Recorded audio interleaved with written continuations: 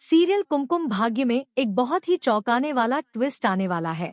जी हाँ, आप देखेंगे कि शिवांश प्रार्थना को पैसों से भरा एक बैग देने वाला है और कहेगा, तुम पैसों के लिए यहाँ आई हो ना, लो यह पैसे और चली जाओ यहाँ से। लेकिन यह सब प्रार्थना की प्लानिंग का हिस्सा है। पर कैसे? चलिए आपको बताते हैं। लेकिन इससे पहले, अगर आपने अभी तक हमारे चैनल को सब्सक्राइब नहीं किया है तो जल्दी से कर लीजिए, क्योंकि आने वाले एपिसोड में काफी धमाल होने वाला है।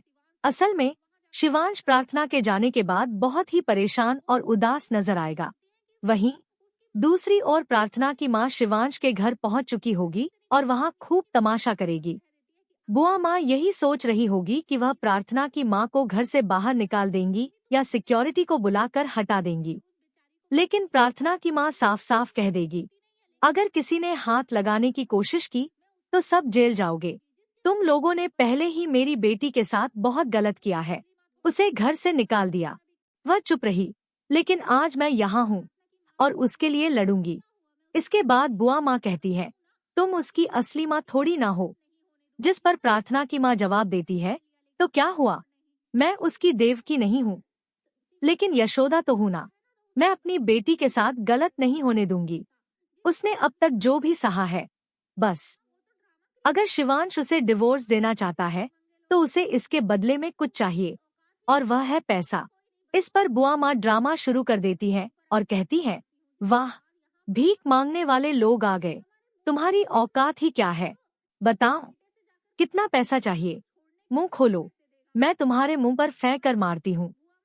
प्रार्थना की माँ जवाब देती है, अगर तुम मुंह पर पैसे फेंकोगी तो अपने बेटे से पूछो कि प्रार्थना को छोड़ने के लिए कितना पैसा देगा। बुआ माँ परेशान हो जाती है और सोचती है, इन्हें आखिर चाहिए क्या? डिवोर्स देने के लिए तैयार है, फिर भी पैसे मांग रही है। तभी शिवांश आएगा और बुआ माँ उसे कहेंगी, तुझे क्या लगता है, ये लड़की तेरे लिए नहीं, पैसों के लिए यहाँ आई है।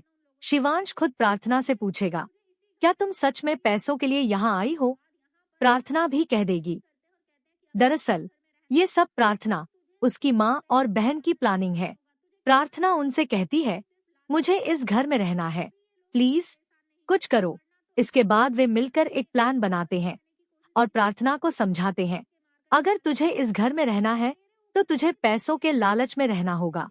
तुझे कहना होगा कि तू सिर्फ लालच के लिए यहाँ है, तभी ये लोग तुझे परेशान नहीं करेंगे। वरना अगर तूने प्यार और मोहब्बत में रहने की